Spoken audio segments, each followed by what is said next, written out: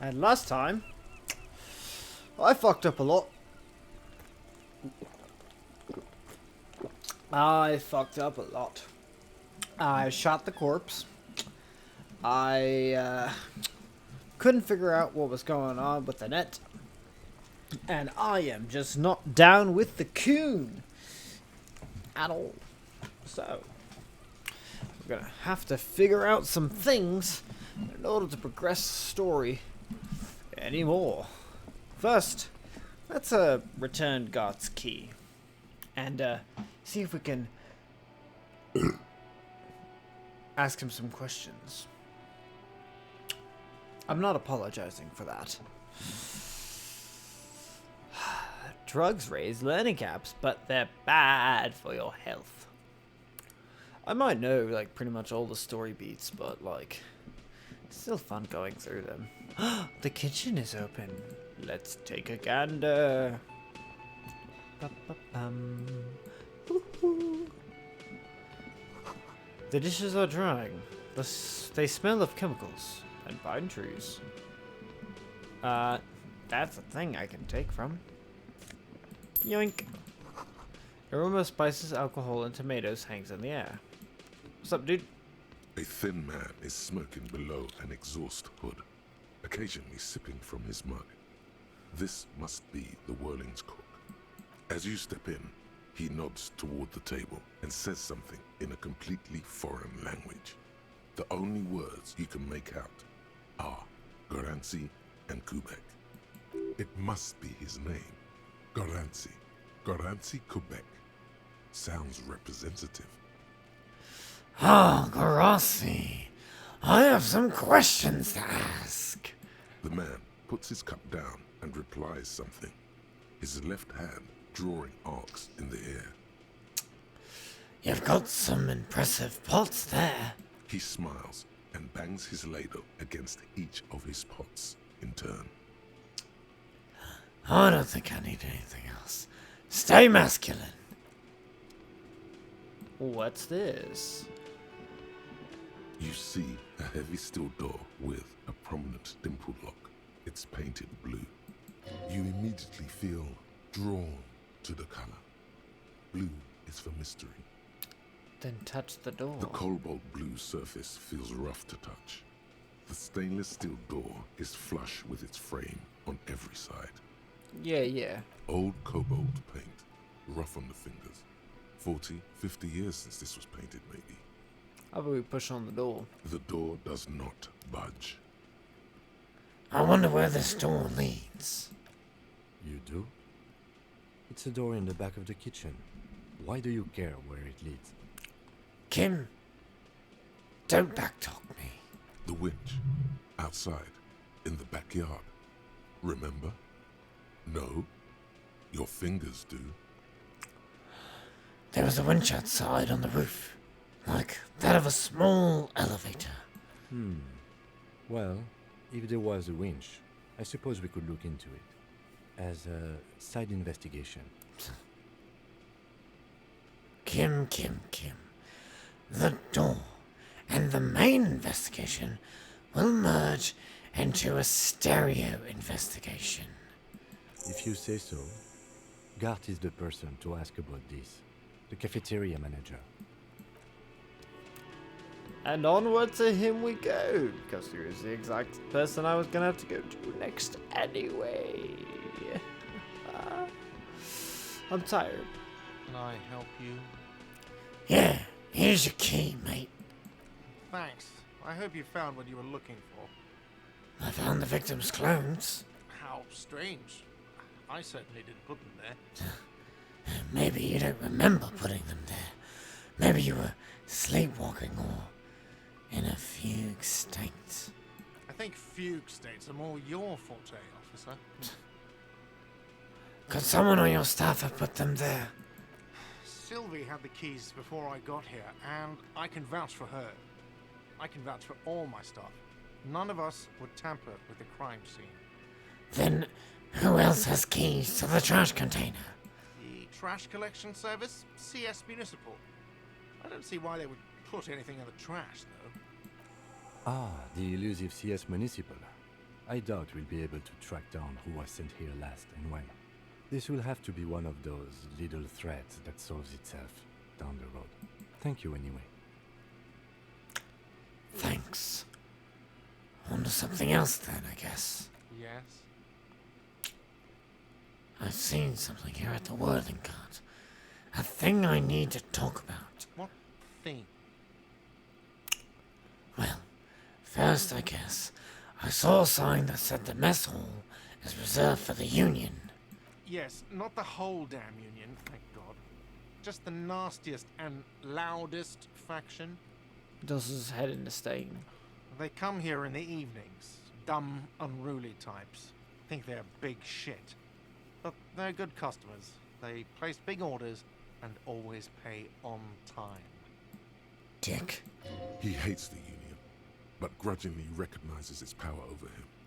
So he's directing his frustration at you instead. Retaliate. It's a shame you gotta suck up to the Union to stay afloat. I don't. I'm simply providing a service, or really facilitating the offering of services to paying customers, and it doesn't matter. I don't have to explain myself to you. We should find out who this Lord faction is, occupying the booth. Loudness means talkative, and we need info. Then it gives you a meaning for large. How do we find them? We don't. We have to wait. They'll show up sooner or later. Men get hungry, even striking men. If not today, then they'll be here tomorrow. Now the more important thing. There's a mysterious blue steel door in the back of the kitchen. Oh yes, that door, sure. There's nothing mysterious about it. It's just a door. No. Do you know what's behind it? Do you have... No, I don't have a key. I don't know how to get there. And I don't care either. It's not like I've been wondering about it for 10 years. It's just a frit warehouse, probably. Or some boring storage space with a bunch of old junk and dust. Junk and dust. He runs his finger across the counter to check for dirt. He's attempting to maintain an air of indifference. It's absolutely not convincing. I think you'd like to know what's back there. Fine, okay, a little. But my job doesn't leave me time for wondering about one locked door in one of the cafeterias I manage. So I haven't opened it. I have cleaned the whole place 100 times over, though, after the animals. And I haven't found a key, so good luck with that. Well, fine. What?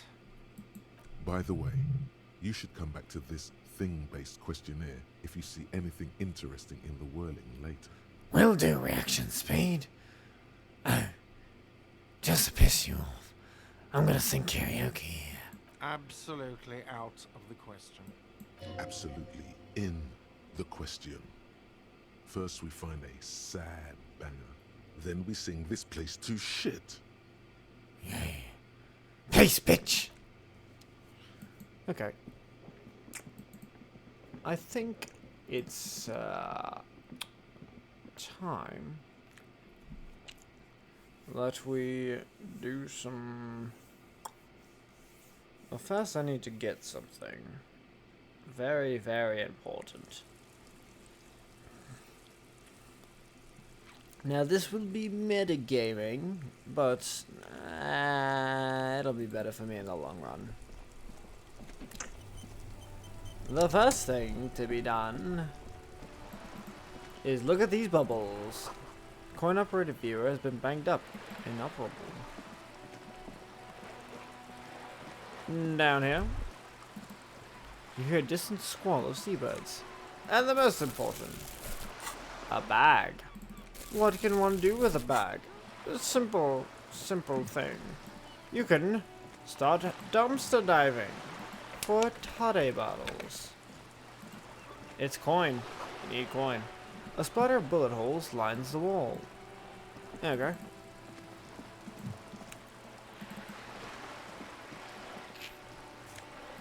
More. I said, what? More coin.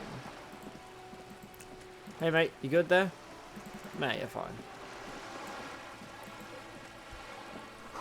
The ad reads broken window. Tube says windows.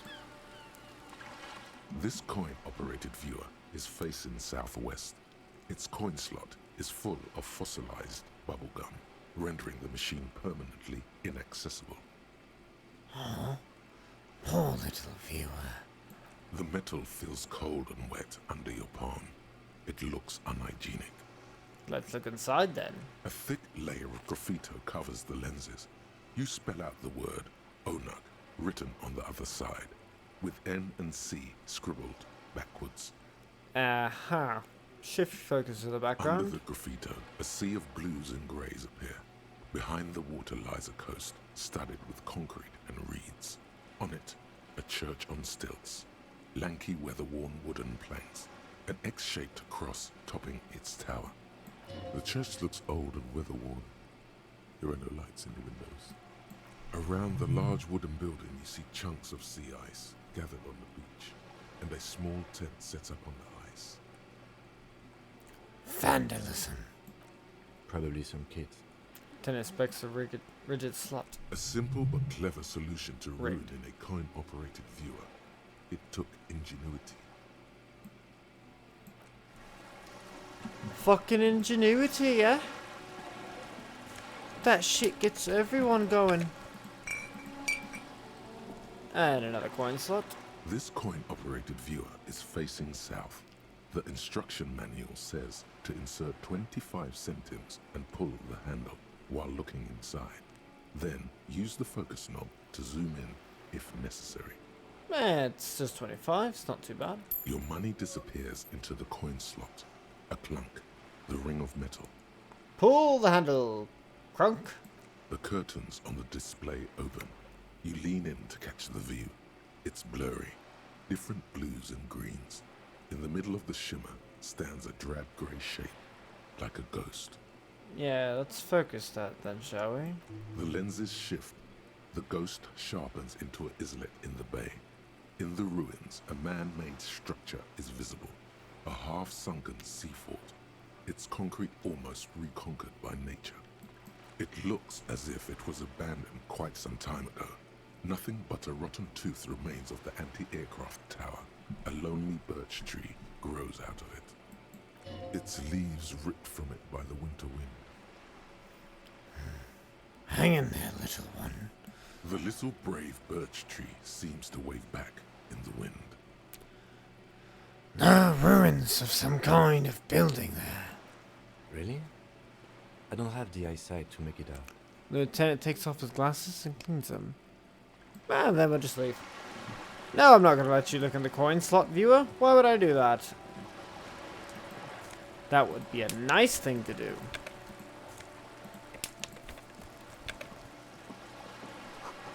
To roundabout north. And to Capeside Apartments. Martinez Pierre. Wait. Why was I waiting? Oh well. Anyway, I need to go to... Actually, let's instead do this. Before you stands a motor carriage. The bodywork is covered in blue and white livery, bearing the number 57. That's only 12 away from 69. No importance. This must be the infernal machine that tore you from oblivion. Asshole machine. In the cabin, you are welcomed by a set of steering levers, a radio microphone on a hook, a pull-out toolbox under the seat, and the soft glow of the fuel preheater gauge. A scent of leatherwork and heavy fuel oils washes over you. Let's see. Let's pick up the radio. Well, actually, first. Kim, what are we looking at? What is this machine? This is the Kupris Kinema, my motor carriage. You can use the toolbox and the radio if you'd like. You know, it's at the cabin. Motor carriage, motor carriage. Something bad with a motor carriage. A dark lump rises in your throat. What is this sinking feeling I have with the words motor carriage? Nothing. It's probably nothing. Forget I brought it up. Please proceed with the carefree lollygagging. Yeah, I'll proceed with carefree lollygagging. Yeah, can we turn it on and drive somewhere? No, I'm afraid not. We have a murder case on our hands, remember? Ah, right. This must be what woke me up when you arrived in Martinez. The infernal noise. Yes, sorry about that. The Kupris Kinema does have a rather distinctive engine sound. He says it with very badly concealed pride. Do all policemen in the RCM have such cool motor carriages? The Kupris motorcar does provide most of our patrol vehicles, yes. But this is different. This is a sports model. Now, I might be wrong, but this one is a sports model, right? You're right. I didn't take you for a motorcar enthusiast.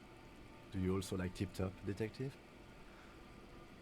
I'm pretty sure I like neither motor cars or any tip-tops. Oh, I guess it's not for everyone.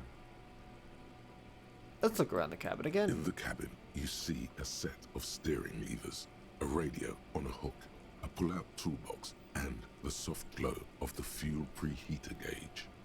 Let's pick up the radio. The frequency tableau lights up, and the green button labeled Prime Line glows like a feline eye. And then you hear something. The soft purr of electrical kittens, radio waves cast far and wide over the metropolis.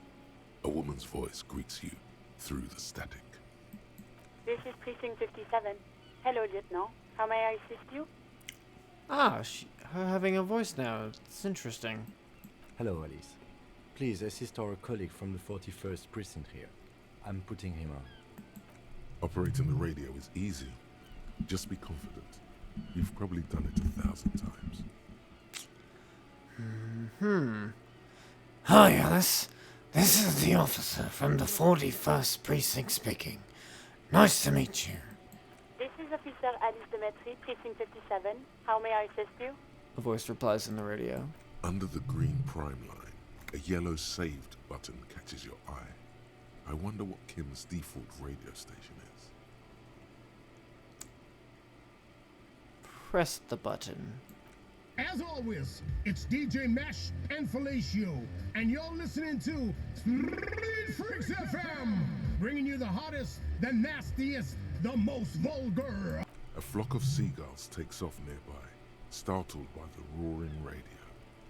Right away, the lieutenant reaches into the cabin and turns off the radio. He's not looking at you as he says, Someone must have been messing with the radio, or maybe picked up a random frequency. You wanted a prime line, right? he's still avoiding your gaze, and his ears glow red. Speed Freaks FM, huh? Look him in the goddamn eyes. Oh, is that what it was called? He's trying hard to act surprised. Go for it. Turn the radio back on while it's still on the Speed Freaks FM. Yeah, pick that shit up. Souped up motor carriage for one bad mama's boy. For the heavier foot and the freakier. God damn it! Ted moves quick as a viper as he switches off the radio and sets it on prime line. Then he turns to you. Look, it helps me to stay alert on long nights, okay? It's a method. I'm not some kind of speed freak or... He shakes his head, furiously staring at his feet. What about heavy foot? You would be too if you had this motor carriage. He snaps half seriously. But seriously, let's quit joking around, alright? We have a case to investigate. He turns back to the cabin. This is Precinct 57. Can I connect you to someone? The voice on the shortwave repeats. Yeah. Could you connect me to the 41st Precinct? I have something I need to report. Just a second, officer. She puts you on hold, the static crackling softly like a bonfire. After a while, you hear an old man greet you from the radio. His rattly voice is oddly familiar. 10-2, 10-5. This is 41st. Come in. Over. That voice is perfect. A scrawny old man sits in a dusty cubicle, smoking, with a large white rectangle sewn on his vest. In front of him is a box-shaped apparatus with an array of wires and antennas. The radio switchboard. Hi, this is me here. I work at your station. 10-4, what's your status? Over. It's not good. 10-18, 10-20, over. Please just talk human to me. These numbers mean nothing to me. State your message, sir. Over. I need to report my badge missing. 10-9, repeat message. Over. My badge! I can't find it anywhere. Basically, it's gone. 10-4, message received. This is a very serious situation. I need to 10-22 the captain. Over. Is it him? What does he want? Says he lost his badge and needs to report it. He what? He lost his badge? Hey, who is this? This is Communication Officer Jules Pidieu, sir. Over. Jules Pidieu. No, the other one. You mean your partner? Over. What is he saying? He's asking who you are. I'm his goddamn partner. It's your partner, Satellite Officer Dietmar, sir. Over. Diekman. Did he lose his memory along with his fucking badge? Man in the background sounds like he's losing his patience. Who lost his badge? Ah, that's a dude. I was always confused. Like, is that a dude or a woman? I could never tell. Dick fucking Mullen. Who do you think? It's Officer Dick Mullen from the bestseller Dick Mullen and the Lost Identity. He says, fighting off laughter. Dick Mullen is not your name. It's the name of a fictional detective who would not lose his badge. Well, fuck me. Defend yourself. Immediately. They're laughing at you. Ah, officer has lost his badge. Ah, ah. Like I'm the first cop to ever misplace his badge. He says this has probably happened to other policemen before him and laughs sarcastically. Oh goddamn it. Is he fucking kidding? The whole station's gonna be dicked for this. Satellite Officer Dietmar is wondering if you might be joking and adds that this tarnishes the reputation of the entire station. Over. Jean's accent sounds like a very interesting mix of American English as well as French. Mullen dicked us. Can we just move on? I want to get it reported and be done with it. 10-4, I hear you, officer.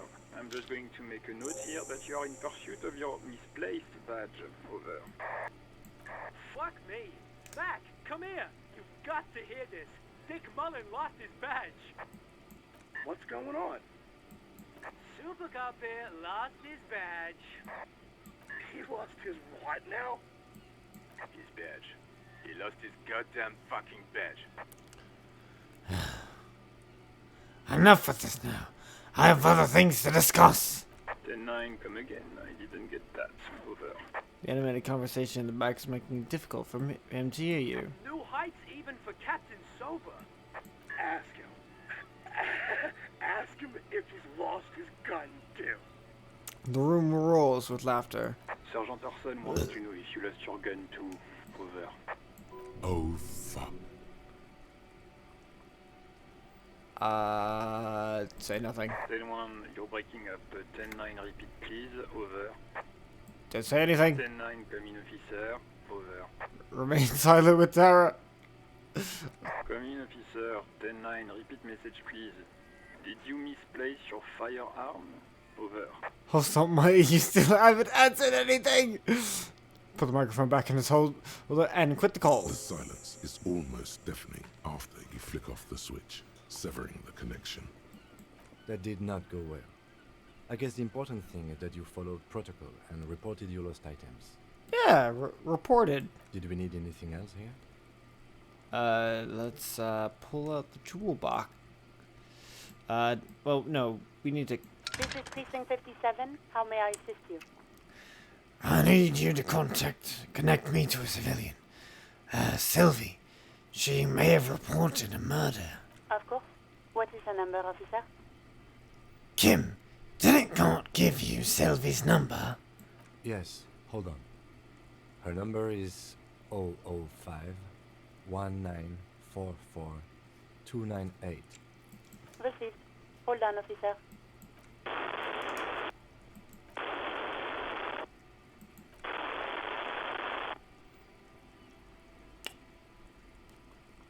marching rhythm. Why not? Give it a minute. She might be busy at the moment. Takes a bit to get to the phone. I'm just, slapping a tune on my thigh. Nothing about it.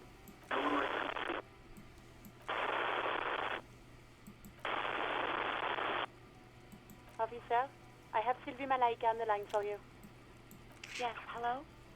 Female voice greets you through static. Sounds like she's million miles away from here. Huh. Hello. This is the police calling. I have some questions for you about your last days at work. Oh, right. Hello, officer. What can I do for you? You can hear resentment in her tone. She's not thrilled to be talking to you again.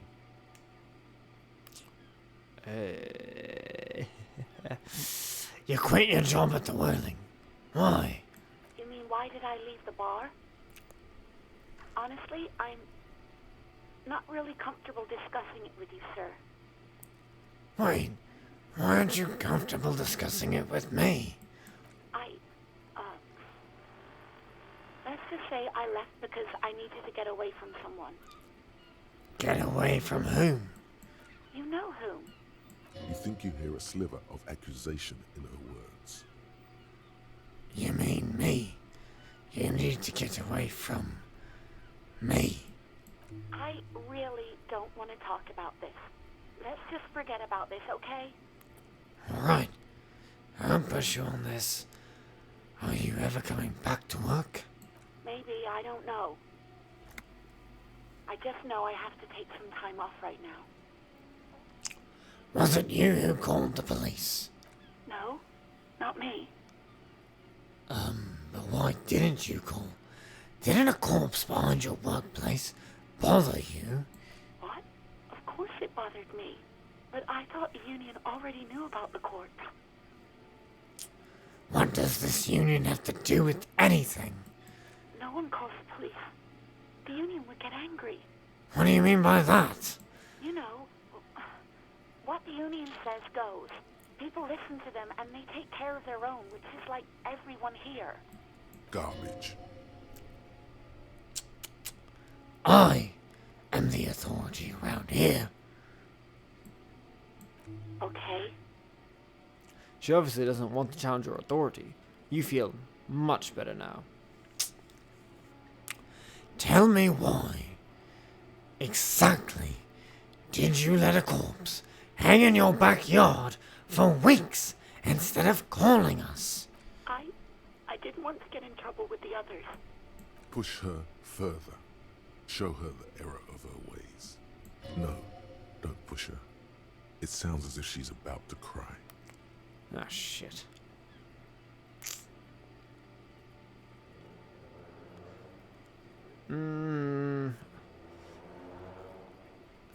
Fuck. I see. Don't worry about it. I understand. You do? Oh. What else can I do for you? Do you know who made that call? No, sorry. I don't. Not a lot of people have phones around here. Copper thieves take the wires. People don't have the money to have the cables put in again. They use the union's phone, or the one on the coast. It was someone else. We'll find them sooner or later, officer. It just might take a while. Okay, next question. Yeah, go on. Have you seen my badge? Yes, I know who you are. You're a police officer. The law. My badge is missing. Have you seen it anywhere? Oh, no, I haven't, sorry. Real policemen have uniforms too, by the way. Where's yours? Kim doesn't have a uniform, and he seems real to me. He's in plain clothes, voluntarily. It's different from not knowing where your uniform is. Damn it. There are officers who wear the signature Perseus black uniforms to the highest ranks in the RCM and end up buried in them as well. Others do it more casually. Looks like you're one of them.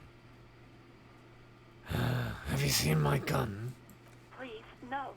Not this again. Everyone saw your cool gun, detective. Beyond exasperated, she sounds. Beyond exasperated, she sounds. Fucking hell. I showed you my gun. When did it happen? You were trying to impress some people with it. Everyone was eating, and And what? What did I do? you were waving it around in everyone's face, begging them to describe it. You said it calms you, and then you started making suicide jokes. It got pretty graphic. Some poor sod was trying to eat his pudding while you were screaming, spit flying, imitating the mercy shot right next to him. Spat some in his food. I don't think he touched it after. Oh. Okay. I don't know what to say. Me neither. I'm fine, but what happened to my gun? No idea. All I know is next you were waving around money instead, saying things like big butts cannot lie and guns can't buy money, but money can always buy guns. It almost looked like you pawned it. But believe me, I did not ask. I know where my uniform is. But other than that... Do you know how my paperwork ended up in the trash behind the whirling? Well, you tried to jam it down the toilet, sir, clogging it completely. After I had unclogged the toilet and retrieved the paperwork, I threw it out in the trash, thinking you didn't need it. I am sorry about that. Anything else, detective? Hobocop is finished. I think I got everything I need. Thanks. I do hope so. Please, don't call me again. Bye. Well, it's still an 83% chance, so... Yes, you have obviously done something to upset her at the Whirling in Rags when she was still working there. Finally, I succeed. Wait! Before you go, you're mad at me, right? Tell me, what did I do? I can't remember anything. I'm not mad, it's just... You were so drunk and so emotional all the time, and then the skua thing happened. Just made me want to quit. What skua thing? The stuffed bird, the great skua. You threw it against the wall while screaming, "Fuck that bird," and laughing like a maniac. I think you said it had been giving you shit ever since you got there. That's just fun. Bitch bird got what was coming to her. Why do I No. Yeah, this sounds like me, alright. Didn't seem like you had fun doing it, though. Probably not. So you're telling me that I was the one who made you want to quit? Yes, obviously. You were the worst client I'd ever seen. And I have seen so many assholes in this place. I've had sailors fighting, union guys grabbing my ass, kids stealing booze. Once a guy was glued to the karaoke machine every night for 2 months. But you... Go on. I want to know what I did. Well, you were worse than all of them.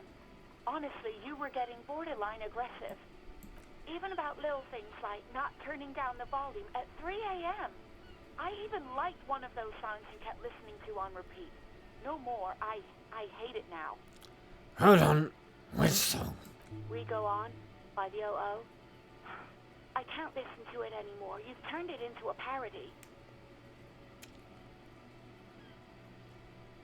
Right. Was that all? Then there was your room. Your project. An experiment to see how bad it can get in there. I tried to send the cleaner, but you wouldn't let me. Threatened to make me understand. I had no idea what you meant, and I don't want to know. And then you screamed something about how you're a piece of shit human being, and why does anyone even let you work as a policeman? That you'd fire yourself, but you can't even do that. Sounds intense. And then I had to deal with your toilet. The one you clogged with police documents, causing water damage downstairs in the kitchen. I won't even mention you waving your gun around, harassing customers, threatening to sing karaoke, threatening to kill yourself. Okay, I get it. I wasn't a very good tenant. No, you really weren't. You were simply the worst.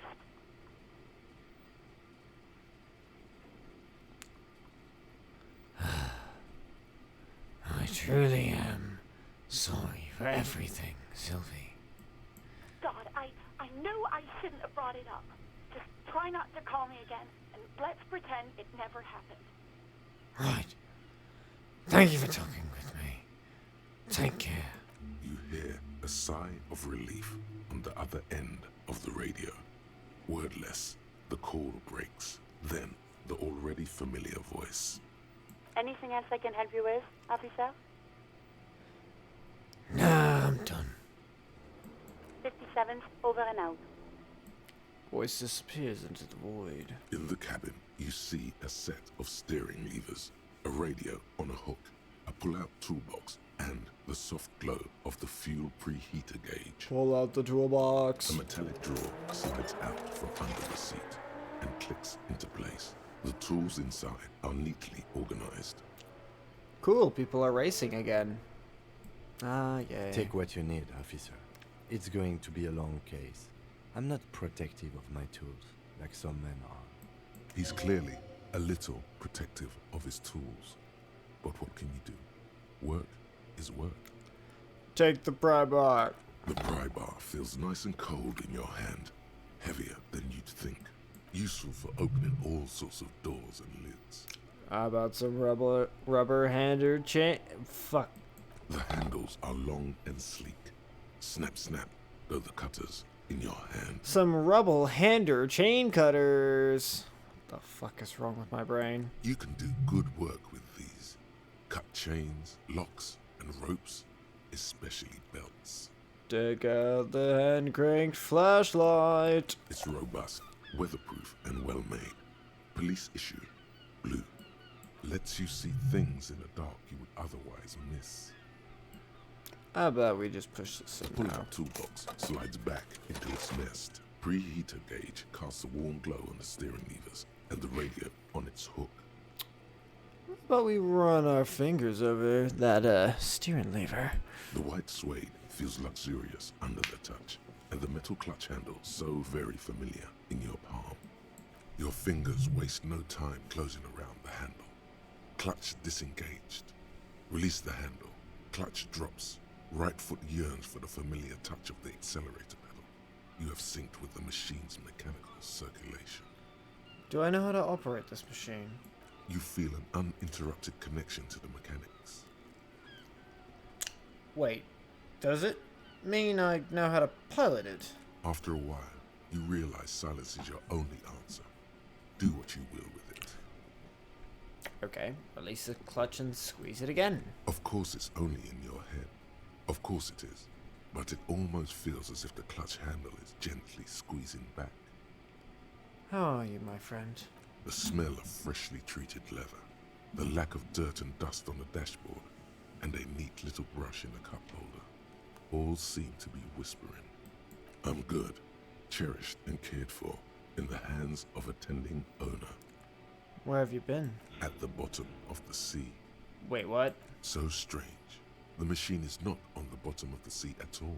It's right in front of you, well kept. Why did it say that? Because it's lonely, just like you. Seaweed and strange fish around it, limpets clinging to the carcass, the sound of the streets above. Release the clutch handle. The handle is pulled back. Somewhere deep inside the drivetrain, the disc is mated to the flywheel again. In the cabin, you see a set of steering levers. Okay, a tap radio on the a fuel hook, preheater a pull-out. gauge. As you tap on the gauge, the indicator pin jerks as if startled. It's in the large orange sector, indicating the engine is warm. Next to the gauge is a red switch labeled heat. There's no use pressing the heat button. It won't start without the ignition key. Translation: we're not going anywhere right now. Damn it, I wanted to go to the ice cream store. Alternative translation: don't even think you can drive my MC. Well, close the door then. Ooh. Well, we could do Hear this. that? Magnesium. That's what you're lacking. The lack of magnesium has you slouched. A lack of magnesium in me? What? Yes, and it's critical. Look at yourself. You're practically devolving into a fish due to the lack of magnesium in your bloodstream. So I need to mag it sideways. Maggot sideways? What are you talking about? You need to maggot up. You've probably had 2 heart attacks and a minor stroke already, and the only prescription is insane amounts of magnesium. You're saying I need to become a magnesium-based life form. Yes, if you want to live, you need to evolve. You need to ascend the carbon barrier. Go to the apothecary and buy insane amounts of magnesium.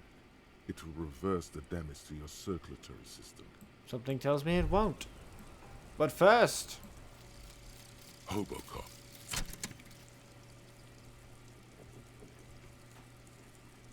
Technically, you wouldn't be a cop anymore, but a hobo. That would mean game over for the cop chapter of your adventures. But who knows where the hobo part takes you? To the bar? The old L'Assommoir? To the pier or the sewers? To Le Royaume, where for 300 years they interred the dead. You could plunder royalist crypts for long-forgotten triple malt bourbon, then fight the Arden-Macan beast that lurks the bottommost sepulchres. The secrets of the city are all yours at last. And I get to reveal extra special collector's edition Tari bottles on the map. I get more money from selling Tari, which is the most important thing, and my shivers is raised to 6. Learning cap, at least. Oh, but I could lose my shivers if I become a magnesium-based life form. Should I? Do I want the mag? Now, honestly, I don't know what I don't remember what most of these do. All I remember is Hobocop. Everything else, and like, White Morning, I think it is, or was it Caustic Echo? I don't know, but what I do know is shit. I don't know shit. Let's level suggestion up again and bonus from items. Wait, something is blocking my suggestion? What dare? Well, I don't need this shirt. I will... Oh my god. I'm about to walk up to a child with my shirt out, with my chest bare open, just so I can understand them a little bit more. Jesus, mother of hell. Hi, Detective. Are you here for more books? Yeah, totally. I don't have my hairy-ass chest out. It's probably covered in scars and depression.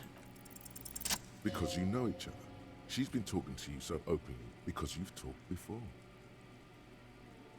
Hang on. So you know me? We've met before? Yes, I stand in this spot all the time. She sways back and forth on her feet. You've been running around all week without your shirt on, sir. Apologising to everyone. I don't really understand what you've done wrong. Well, I don't have my shirt on now anyway. Did I ever talk to you? Of course, you've stopped by a few times. You certainly look better than the last time I saw you.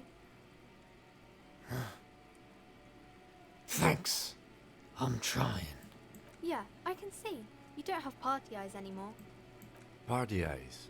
Yes, of course. That makes sense.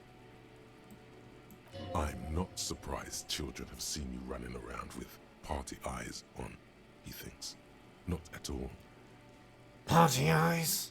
You know, like a cat in the dark, all big and wide-eyed. It certainly looks odd on a man. As opposed to a woman? The swiveling eyes of a loony drug addict. That is what she meant. You were probably gurning too. Fuck yeah. You should get some party eyes right now. Snap those sequins on you, boy.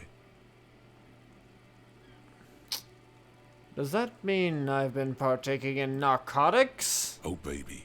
That's not what you have to worry about. Worry about the important thing. So, why didn't you tell me you knew me to begin with? I didn't know I had to do that. Well, thanks. I've learned something about myself today. I'm glad I could help you, sir. Peace. Well, such a simple little interaction. I think I need to go to the, I almost knocked my microphone over. That would have been bad. Well, I actually did, but I caught it. It would have just landed on my lap anyway. All I was trying to do was press tab. Damn it. Anyway. I need to go to the store. Closed for winter. Please use main entrance.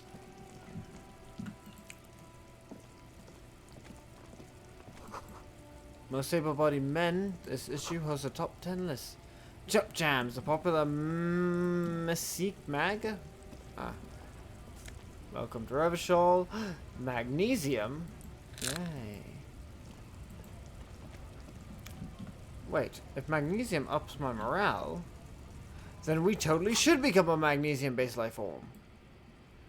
It is generally understood that human beings are carbon-based organisms, fusing little carbon tubes together to form complex, mushy structures capable of thought, love, and locomotion.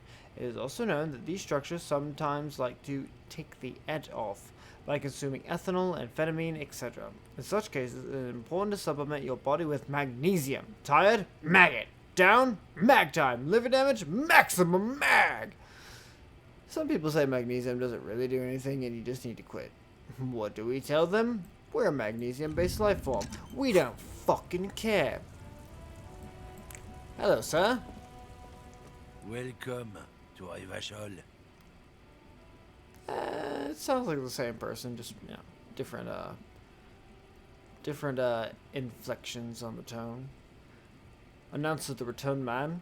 The remark isn't addressed to you. It's addressed to the lieutenant? Why are you addressing my partner like that? Don't you welcome to Revachol me. My grandfather came here from a 3,000-year-old racist isolationist culture, while your ancestors came to this island a mere 300 years ago. Every school of thought and government has failed in the city, but I love it nonetheless. It belongs to me as much as it belongs to you. You tell him. What the fuck? It's men like you who keep Revachol divided, making it that much harder for everyone to climb out of this post-war limbo. Limbo? What's going on here? Oh, come on, man. I just said welcome to Revachol. It's a lorry driver thing. I know exactly what you meant. You think my kind doesn't belong here, that I should watch myself and behave. But you see, I'm an officer of the RCN. It's actually my job to make sure you behave. I would advise you to remember that. Silence. The air between them becomes tense.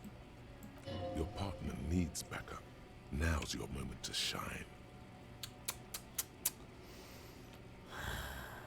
Fucking aching. I've got your back. You two make a cute couple. You know that? Lowman spits. The lieutenant exhales and resumes his regular calmness. Now that that's settled, we have a couple of questions. Whatever you say, officers. Waits impassively, cigarette smoldering between his fingers. He smells of heavy motor oils and his breath of high tar content cigarettes, probably Astra Whites. I found this mug in the trash. Yours? Oh man, that's great. Look at that guy go. Haven't seen anything that funny in a while. Is it yours? God damn. Thanks for that, but no, it's not mine. What was that argument all about? It's about biological determinism, natural law, the sorting of the races. Not the most popular topic nowadays, with a coalition in charge and all. You might want to change the topic. That is, bury your head under the sand like common sheep. So you're just a racist. Makes sense. I'm not just racist. Look, I've read books, huh? The science of racial theory has all been proved, even if some people don't want to accept it. People who've studied these things say that you and me are superior by design. So, naturally, we Occidentals should be in charge. Obviously, you can see the merits in that. Yes, I can really tell you're a prime example of superior design. Open your eyes. Haven't you noticed something different lately? An unfortunate downturn, maybe? Huh? When members of the superior race cease to believe in their innate superiority, they stop competing for resources. Okay. And? This concerns you, policeman, so you better be vigilant. The damn kips are showing up good lately. Same with the mosquitoes. And the other intruder species too. They're on the precipice of cultural victory. Wait. What's this cultural victory? It's what the kips of Boogie Street are going for, right under our noses. And the others too, on the radio. Heard any chansons lately? Heard any motetos or leader? No. Dominating culture is how they plan to win. They say so themselves. Uh-huh. It's true. Also, you need to realize the dangers of mixing races. Who knows what might happen if people don't stay in their birthplace? You might end up with a new sub-race, with unknown characteristics, leading to extra competition. That's why you've got to control the offspring. Yeah. I'm not done with this. Why don't you go fuck yourself? Don't push your luck, runt. Man gives you a disgusted look, then turns his attention elsewhere, ignoring your presence. Nah, mate, you're just racist shit.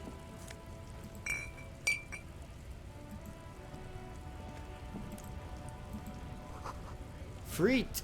Sick. Yeah, mate, like, shut the fuck up. People write books all the time. The act of writing a book is not in and of itself a sign of proof.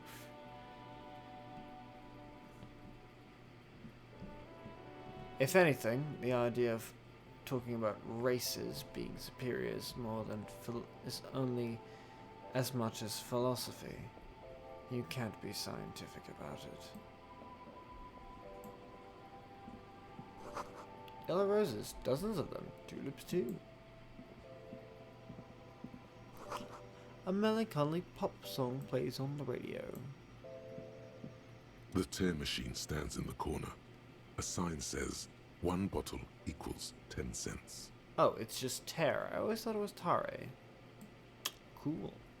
Your bottles clunk into the machine, and the money appears with a satisfying jingle. You're a richer man now. You're 100% sure you've got special Hobocop money for that tier. At least 100% extra tier money. If the numbers on the machine told you otherwise, it's a lie. Yeah, it's a lie. I'm pulling money out of thin Welcome air. to Frit. Feel free to look around or something. Everything is out on the shelves. She returns to her magazine. Same voice actress, yes. Just her and the last guy definitely had to redo their lines and just they've done them better. Not that they were bad in the first place, but you know, kind of adding more character to them than before. What's that magazine she's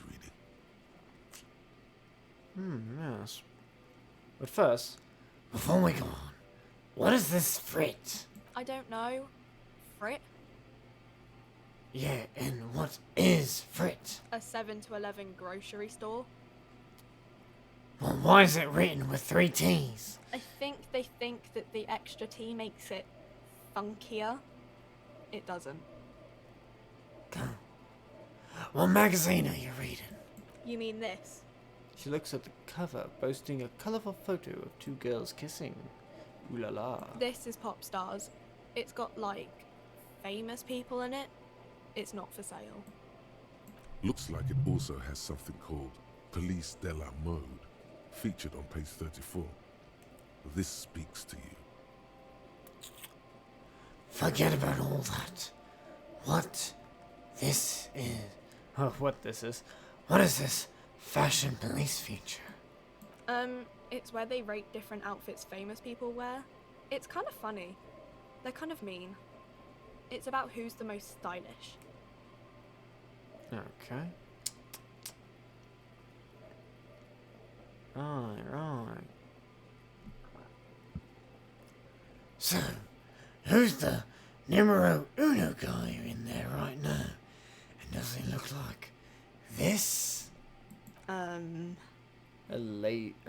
A lazy eye scanned up and down your body, assessing the situation. I still don't have my shirt on. No, I don't think so. That's probably for the best. We are not the fashion police. We're the real police. Right. Let's proceed. I have some questions for you. Okay. I'm not really supposed to be chatting to anyone, but... She puts down the magazine. Does Frit have a warehouse in the back of the Whirling Rocks? A warehouse? I don't know. Maybe. I don't really care what Frit does. This is important. She scrunches up her face into an expression of consummate adolescent skepticism. Fine. Frit doesn't have a warehouse. Just a little back room here. Okay? Turns back to a magazine, waiting for you to respond. Can you tell me something about the dead body? I don't really know anything. I mean, I know it's there, but I haven't seen it, so... Did you know the man who died? Not really. Not really? Does it mean you knew him a little? No. I didn't know him at all. And just say that. How long has it been there? I don't know, really long. What do you think happened? I don't know. No need to worry. It's just standard procedure for us to ask around. If you hear anything, let us know, okay? Okay. Scratches her nose. Thanks for your help, I guess. Uh-huh. She brushes a strand of hair off of her face and tries to return to her magazine. Can you tell me anything about this reality we're in? Reality? You mean, what reality? Economic reality, or...? No, I meant the physical reality. I don't know. What about it? Where are we? We're in Frit? No, I meant where are we? On a larger scale. As mankind, or as a nation, or... Like where in the what? You know what? Never mind. Okay, I won't. You know what? I won't bother you with this nonsense anymore. Cool. Leave. Kids? A small cabinet on the wall is filled with various medicine bottles, nasal sprays, and blister packs. They all bear the Saint Baptiste Pharmaceutics logo. Oh, Saint Baptiste. Not Saint? Okay, well, fair enough. Just ask me if you need anything from Saint Baptiste. We don't stock prescription meds, but we do have Nosafed, Duramine, Magnesium, and Hypnogamma. Oh, so it's kind of a double pronounce. It could be pronounced Saint or Saint, just depending. I like the idea of Saint Baptiste. Anyway, I'm gonna do some notes for here. I hope Saint Baptiste makes you feel better or something. How about two? Okay, here. I hope Saint Baptiste makes you feel better or something. And just give me some Hypnogamma right now. Okay, here. I hope Saint Baptiste makes you feel better or something. Okay, she doesn't need to say it every time. Well, I think we're gonna end it there then. Jesus fuck. I'm getting tired. I can only record 2 times in a row. And my throat hurts. I don't care if it doesn't sound too great. I do it anyway because it's funny to me.